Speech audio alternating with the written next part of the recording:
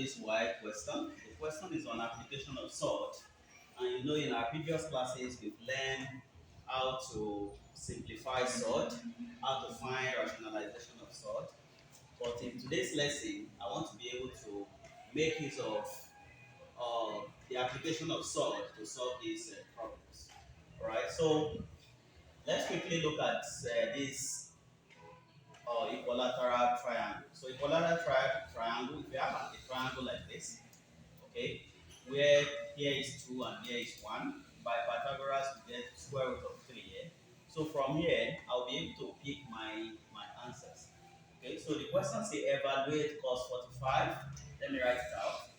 Cos 45 cos 30 minus sine 45 cos 30. Okay, so cos 45, I'm going to pick that from here. Cos, remember, cos equals to cos 45 equals to 1 over root 2. So in place of cos 45, I'm going to pick 1 over root 2 times cos 30. From here, cos 30 is adjacent over hypotenuse, adjacent over hypotenuse. So cos 30 will give me, okay, root 3 all over 2. Root 3 all over 2, because this is adjacent and this is the hypotenuse.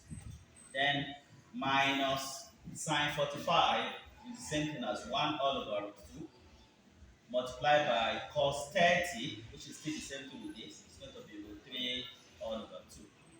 So from here, 1 times root 3 will give us root 3 all over 2 times root 2 will give us 2 root 2 minus 1 times root 3, same thing, so it's going to be root 3 all over 2 root 2.